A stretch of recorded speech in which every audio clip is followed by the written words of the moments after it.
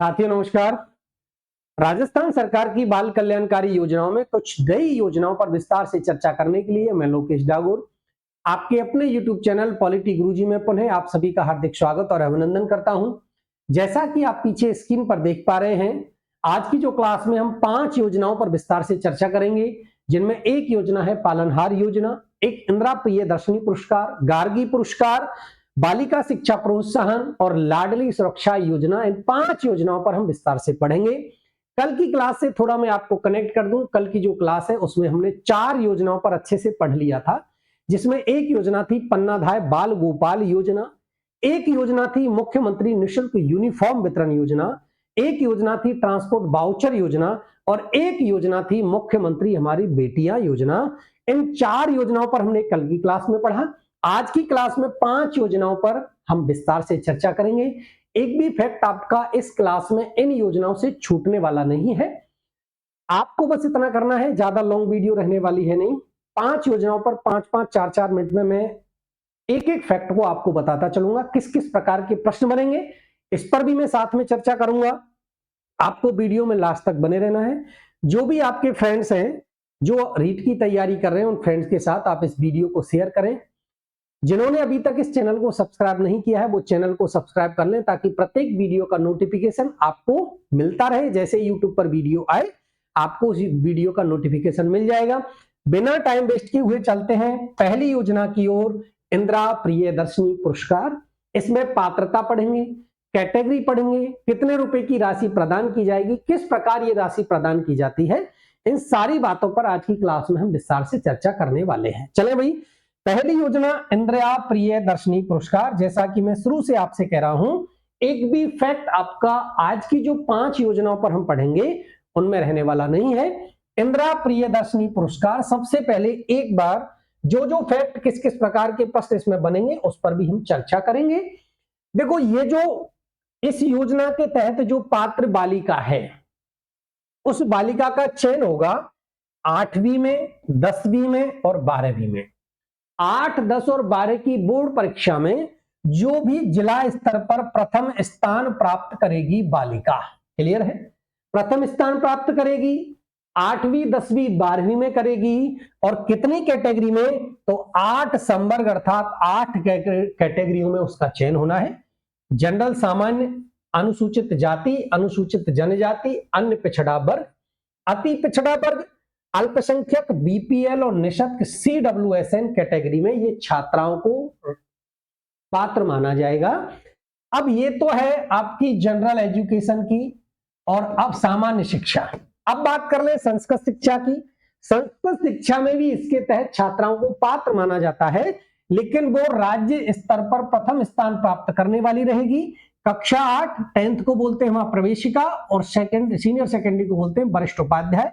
इन तीनों क्लासेज में आपको संस्कृत शिक्षा में राज्य स्थान पर प्रथम स्थान जो भी प्राप्त करेगी, 8 कैटेगरी में उस बालिका को इस योजना के तहत पात्र माना जाएगा।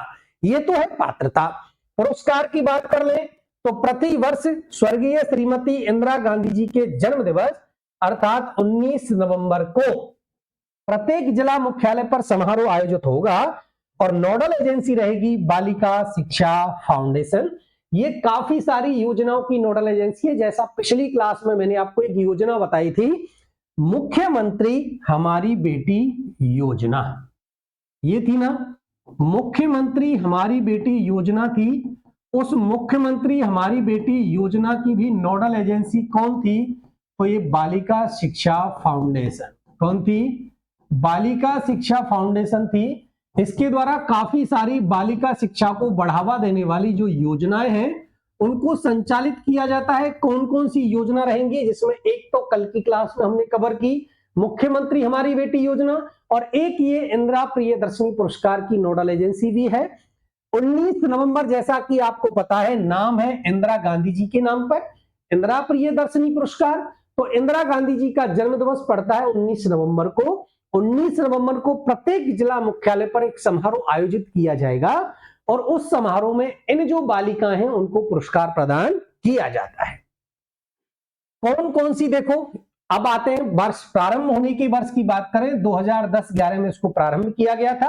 पुनः इसमें कुछ संशोधन किए गए और 5 मार्च 2019 को संशोधन करके इसको लागू किया गया।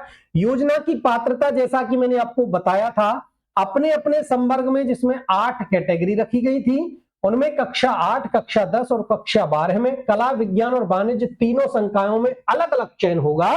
कैटेगरी वही 8 रहेंगी। जिला स्तर पर जो प्रथम स्थान प्राप्त करने वाली बालिका रहेगी और संस्कृत शिक्षा में कक्षा 8 प्रवेशिका एवं वरिष्ठ उपाध्याय में राज्य स्तर पर प्रथम स्थान प्राप्त करने बालिका इंदिरा प्रियदर्शनी पुरस्कार योजना के तहत पात्र मानी जाएगी। उक्त परीक्षा में न्यूनतम कितना है भाई, तो न्यूनतम 60% अंक अनिवार्य है, लेकिन जो प्रथम स्थान प्राप्त करेगी उसको इसमें माना जाता है। और एक इसमें बाध्यता रखी गई है कि भाई जैसे कोई 8वीं में अध्ययनरत थी, प्रथम स्थान उसने प्राप्त कर लिया, तो 9वीं में उसको नियमित रूप से अध्ययनरत रहना चाहिए। अगर वो 10वीं में चयन हुआ तो 11वीं में अध्ययनरत रहेगी। अगर उसका 12वीं क्लास में चयन हुआ है तो नेक्स्ट जब वो ग्रेजुएशन कर रही है तो उसमें रेगुलर रूप से उसको स्टडी करनी है, ये भी इसमें बाध्यता है। ये है इंदिरा प्रियदर्शनी पुरस्कार। राशि पर बात कर लें तो योजना में दे जो सुविधाएं हैं वो क्या रहेंगी।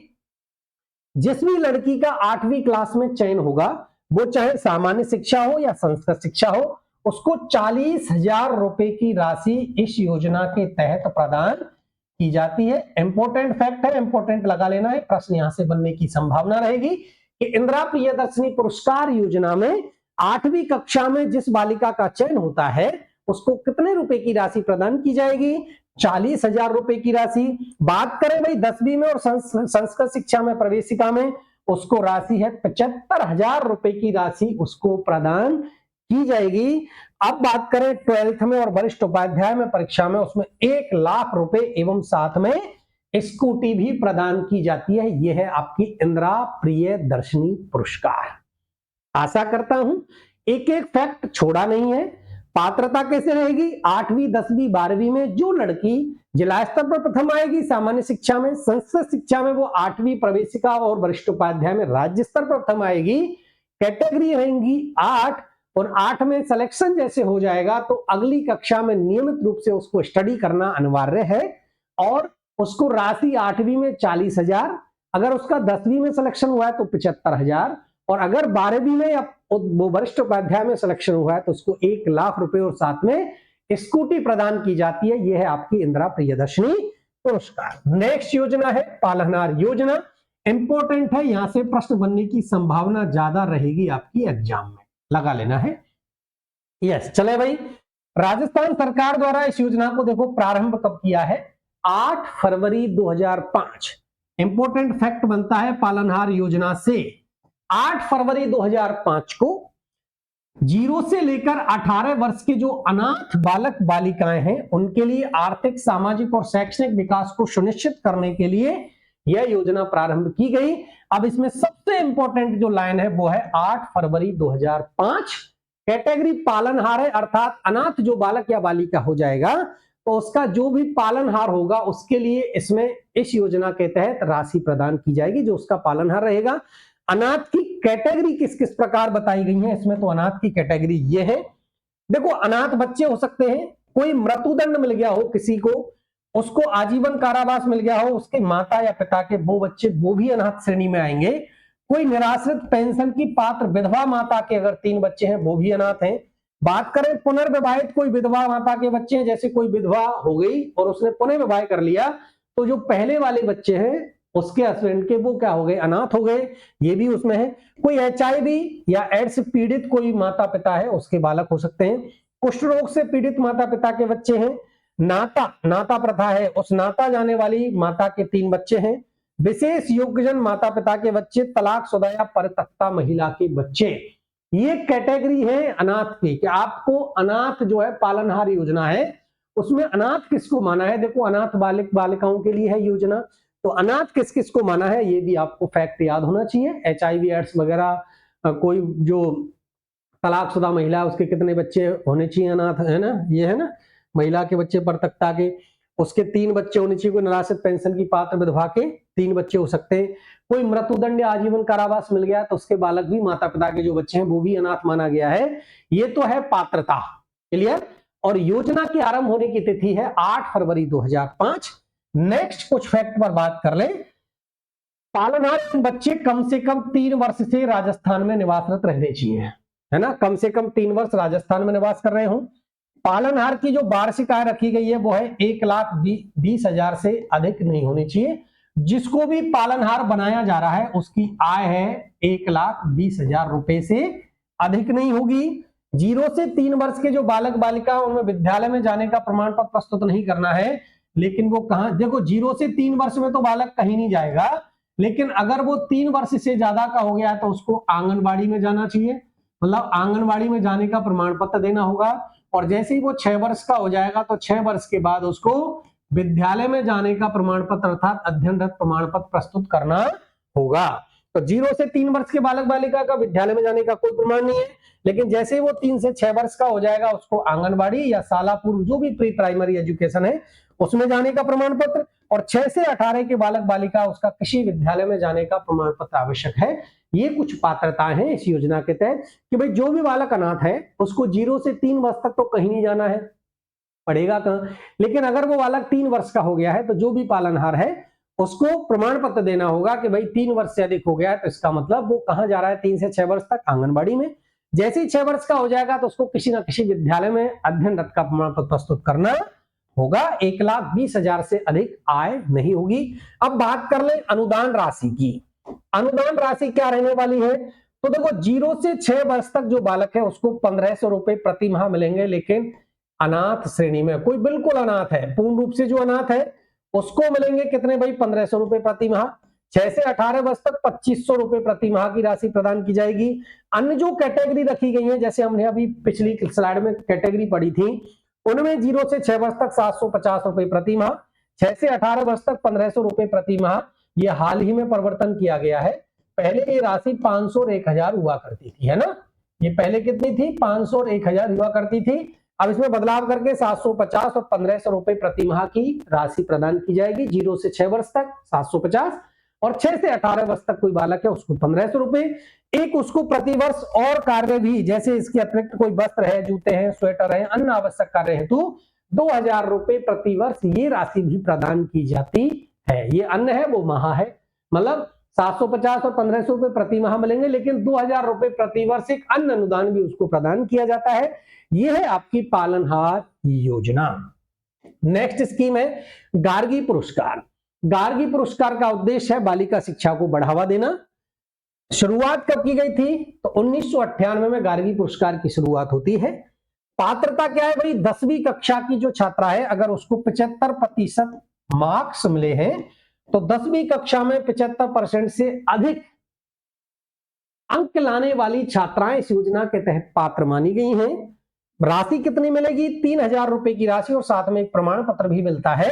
और बसंत पंचमी के अवसर पर ये पुरस्कार प्रदान किए जाते हैं। बसंत पंचमी के अवसर पर जिला स्तर पर एक कार्यक्रम आयोजित किया जाता है और उस कार्यक्रम में इन बालिकाओं को गार्गी पुरस्कार के तहत 10th कक्षा में 75% से अधिक अंक प्राप्त करने वाली जो बालिका है इसको पात्र मानकर उसको पुरस्कार प्रदान किया जाएगा। 1998 में गार्गी पुरस्कार योजना की शुरुआत होती है। ये कुछ फैक्ट है गार्गी पुरस्कार से। नेक्स्ट योजना है बालिका शिक्षा प्रोत्साहन। बालिका शिक्षा प्रोत्साहन बिल्कुल उद्देश्य वही बालिका शिक्षा को बढ़ावा देना है।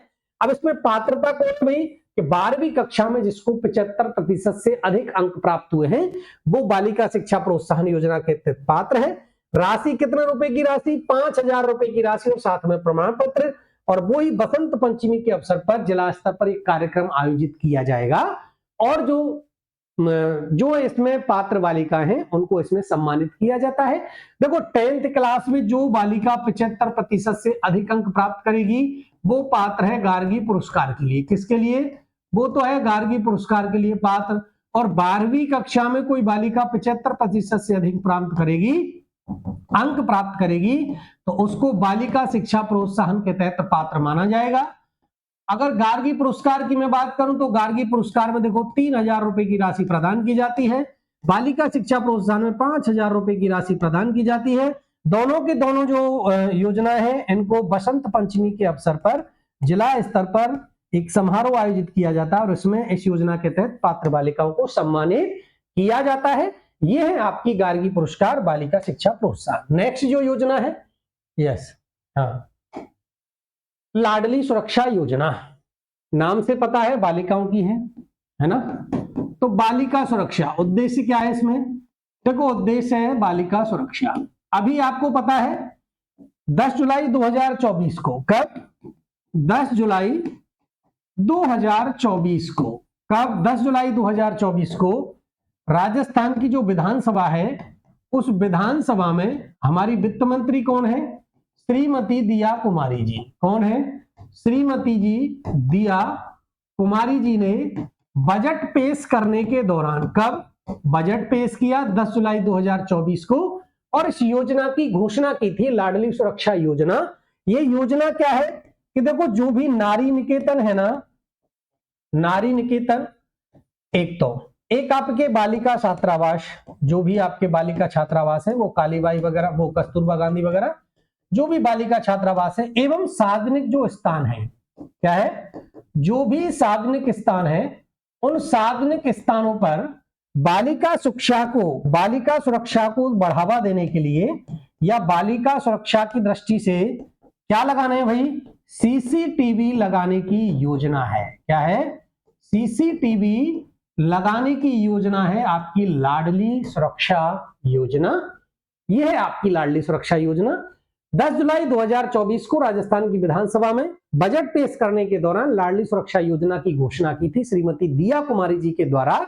और इस योजना के तहत जो भी नारी निकेतन है, सार्वजनिक स्थान है, एवं जो बालिका छात्रावास है, उनमें क्या है भाई? उनमें सीसीटीवी लगाए जाएंगे। ये आपकी योजना है। आज की क्लास में इन 5 योजनाओं पर हमने विस्तार से चर्चा कर ली। एक बार थोड़ा सा मैं रिवीजन करवा दूं 2 मिनट में। देखो सबसे पहली योजना हमने पढ़ी इंदिरा प्रियदर्शनी पुरस्कार, जिसमें 8वीं 10वीं और 12वीं में जो सामान्य शिक्षा के अंतर्गत प्रथम स्थान प्राप्त करेंगी जिला स्तर पर, उन बालिकाओं को, छात्राओं को पात्र माना जाएगा। राज्य स्तर पर संस्कृत शिक्षा में 8वीं प्रवेशिका और वरिष्ठ उपाध्याय परीक्षा में जो पात्र वो पास करेंगे, उनको पात्र माना जाएगा। 8 कैटेगरी में ये पुरस्कार प्रदान किया जाता है। पुरस्कार की राशि मैंने आपको बताई दी थी। अगर 8वीं में है तो उसको कितना है? 40,000, 10वीं में है उसको 75,000, और 12वीं में अगर कोई बालिका उसके तहत पात्र है तो 1 लाख प्लस स्कूटी प्रदान की जाएगी। लेकिन एक बाध्यता है कि वो बालिका आगे की क्लास में नियमित रूप से स्टडी करेगी, अध्ययनरत रहेगी। दूसरी जो योजना थी वो थी पालनहार योजना। एक इंपॉर्टेंट फैक्ट निकल के आता है पालनहार योजना के, इसके प्रारंभ होने की तिथि 8 फरवरी 2005 से इस योजना को शुरुआत किया गया। अनाथ बच्चों के जो पालनहार हैं उनके लिए इस योजना के तहत कुछ राशि प्रदान की जाती है। कैटेगरी जैसा कि आप पीछे स्क्रीन पर देख पा रहे हैं, इन कैटेगरी में उस बालक को अनाथ माना जाता है। किस प्रकार से? देखो 1,20,000 से अधिक पालनहार की आय नहीं होनी चाहिए, 3 वर्ष से कम उसको राजस्थान में निवासी होना चाहिए। 0 से 3 वर्ष का जो बालक है उसको कोई प्रमाण पत्र नहीं देना है, लेकिन अगर वो 3 से 6 वर्ष का बालक है वो आंगनबाड़ी में भेजना पड़ेगा पढ़ने के लिए, और 6 से 18 बालक को जो बालक है किसी ना किसी विद्यालय में अध्ययनरत रहना चाहिए, ये प्रमाण पत्र देना होगा। अनाथ बालक की बात करें 1500 रुपए प्रति माह 0 से लेकर 6 साल, 6 से लेकर 18 वर्ष के 2,500 रुपए प्रति माह। अन्य श्रेणी में 0 से 6 वर्ष 750, और 6 से 18 अन्य श्रेणी में 1500 रुपए की राशि प्रदान की जाएगी। अन्न अनुदान, इनको अन्य कुछ चीजों के लिए 2,000 रुपए प्रति वर्ष की अन्न अनुदान भी प्रदान किया जाता है। इसके बाद में हमने बात पढ़ी गार्गी पुरस्कार। योजना की शुरुआत होती है, देखो बालिका शिक्षा को बढ़ाना उद्देश्य रखा गया है, 1998 में शुरुआत होगी, है ना। कब कौन पात्र है? 10वीं कक्षा में जिस बालिका को 75% अंक मिलेंगे वो इस योजना में पात्र है। राशि 3,000 प्लस प्रमाण पत्र। बसंत पंचमी के अवसर पर वो समारोह आयोजित होगा और उसमें ये पुरस्कार प्रदान। यही सेम कहानी बालिका शिक्षा प्रोत्साहन की है, लेकिन जो बालिका 12वीं कक्षा में 75% अंक प्राप्त करती है वो इस योजना के तहत पात्र है, और उसको कितने रुपए मिलेंगे भाई? 5,000 रुपए प्रदान किए जाएंगे। नेक्स्ट योजना आज की क्लास की थी लाडली सुरक्षा योजना, और लाडली सुरक्षा योजना में हमने पढ़ा था कि वही 10 जुलाई 2024 को राजस्थान की वित्त मंत्री हैं, उप मुख्यमंत्री भी हैं श्रीमती दिया कुमारी जी, वो राजस्थान की विधानसभा में बजट पेश करती हैं और एक योजना की घोषणा करती हैं, लाडली सुरक्षा योजना। ये योजना किससे संबंधित है? प्रश्न आ सकता है कि जो अभी हाल ही में नारी निकेतनों, आपके बालिका छात्रावासों, सार्वजनिक स्थानों पर बालिका सुरक्षा को ध्यान में रखते हुए सीसीटीवी योजना की शुरुआत की गई है, वो कौन सी योजना है? तो वो लाडली सुरक्षा योजना है। आज की क्लास में बस इतना ही। मिलता हूं नई वीडियो लेकर। आपको कुछ नई योजनाओं पर विस्तार से चर्चा करने के लिए नेक्स्ट वीडियो नेक्स्ट क्लास में। तब तक के लिए आप जो भी वीडियो YouTube पर आ रही है उनको आप ज्यादा से ज्यादा अपने फ्रेंड्स के साथ जो भी तैयारी कर रहे हैं उनके साथ आप शेयर करें। आप सभी का बहुत बहुत धन्यवाद।